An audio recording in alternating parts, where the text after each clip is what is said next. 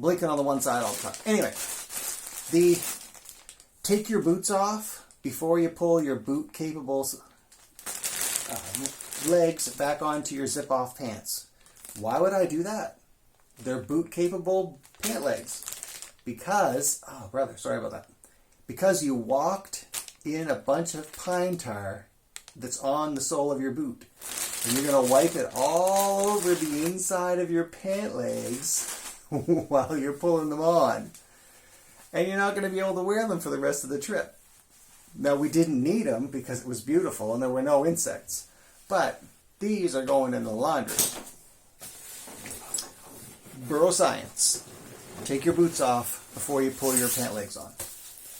Hammock. This is the sleeping pad. This is the Hennessy hammock. I'll try and show you the label. Waka. This is the Hennessy hammock bubble pad with the Mylar on both sides. When you get your Hennessy hammock, or if you don't have a Hennessy hammock, you want this. This takes my hot core sleeping bag, which was a dismal failure, all the way down to 0 degrees, just by adding this pad.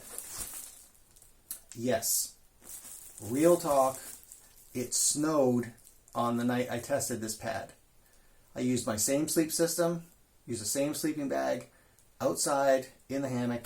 This went from a comfort level of 15 degrees and you're comfortable in your hammock with my hot core T200 down to 0. 15 degrees added. 3 nights on the footpath. This is the machine. There is nothing like swinging back and forth in the general Bay of Fundy breeze and being warm asleep. Wow. You want to talk about psychological therapy? There's no medication on the planet that's better than that. Another bro science pro tip coming out of the bag right now. This is one of those squares that normally has the puzzle piece edges that you put in your kids' room. It's just foam, pretty easy, high vis.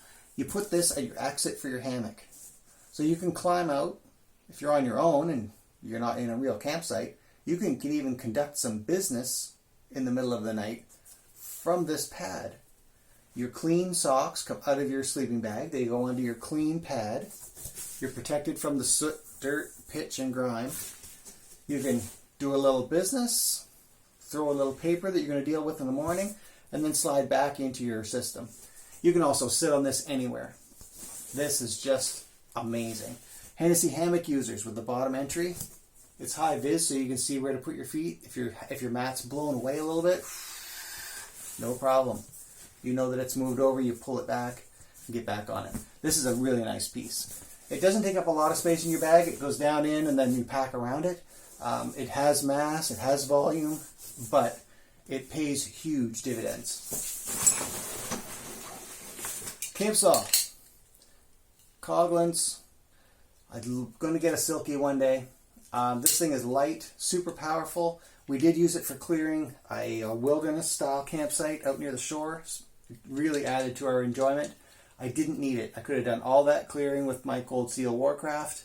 I had thought that we might have a campfire, which clearly we didn't because time, effort, you probably don't want to. There's something about sitting on the shore with the moon and the stars. It's pitch black and there is no one for miles.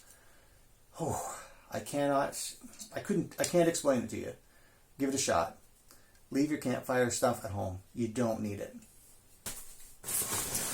It is a footpath, however. So if you hike the trails in the national park or around the Bay of Fundy area and not done the footpath, if the trail that you're on is wider than 15 inches and has had any backfill, shovel operated, any gravel put on it, this is not the footpath. The footpath is a scraped dirt path up and down, up or down. We sprinted all of the flats, all 8 steps of the flats in 4 days. So, yeah, it's a footpath. Somebody left a really nice hank of cordage that I wasn't going to leave there. Not only is it a hideous color, but come on, litter bug, you left me good litter, so I'm not that mad. Other things to consider, let's see what else we've got here. We'll unclip off the outside of this bag. Nylon jacket. I risked it and didn't go full Gore-Tex jacket. If you've got a Gore-Tex jacket, I would absolutely go for it, and here's why. You're not going to have a campfire, so you don't have to worry about smoke damage or burn holes. So you can take your Gore-Tex jacket. You're probably not going to use it much, but it would be nice to have. If it had rained, I would have been in real trouble with this coat. But live and learn. Outside pockets. Sawyer squeeze. What a joy it was. You may or may not be aware, but generally I fill my Camelback and go from space to space with a full Camelback, carrying way more water. 2 pounds per liter. 2.2 is a lot. Being able to make more water is an invaluable resource. I can't wait to see what else I can do with this Sawyer squeeze. I had no issues. The only thing I would say is you're probably going to want to think about, if the water is moving very slowly, how are you going to fill up these bags? More than likely, you're going to whittle a stick, shove it down to the bottom of the river, and let it fill. The faster the water is moving, the more likely you are to get all 32 ounces in these bags. I cannot say enough good things, so I'm just going to say great price, mind-boggling capacity at 10,000 liters. It's at the rivers on the footpath are delicious. Coming around into the pockets, I had my, of course, I had my one of two Fundy Footpath custom opinel. You can see that it's burnt Fundy Footpath logo, flame brazed collar, number 7, with the topography of the Fundy Footpath itself. There's the topographical map on both sides, mirror image, depending on where you're starting. And that is on the carbon blade. That is one of two custom opinels. At Mark Saw This on Instagram has the twin. This is actually just a little bit nicer. Burning's a little nicer, the blade turned out a little nicer. But if you want to know where you were, well, you can look at the map. Right there. Super nice knife. I really didn't use it very much because it was supposed to be fun to make. You definitely want to look at a security whistle. Personally, I like the Shoreline because it's so flat. So that's in one arm pocket.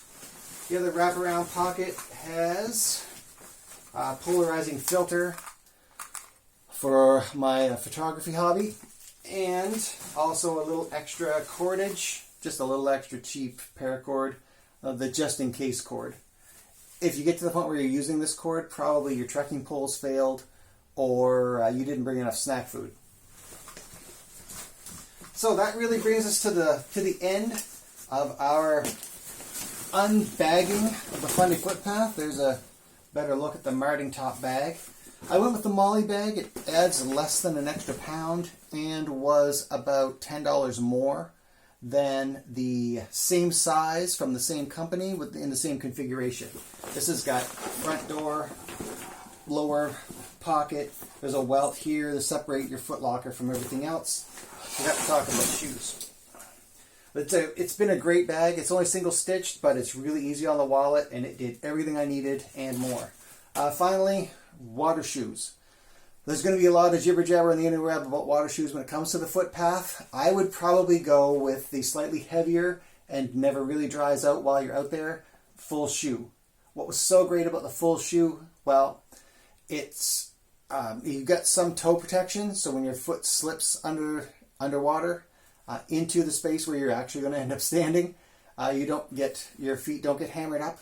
It's got a decent heel cup, so it stays in place. And unlike a sandal, you're going to feel pretty good about walking the distance from Little Salmon River into the Eye of the Needle in a pair of shoes.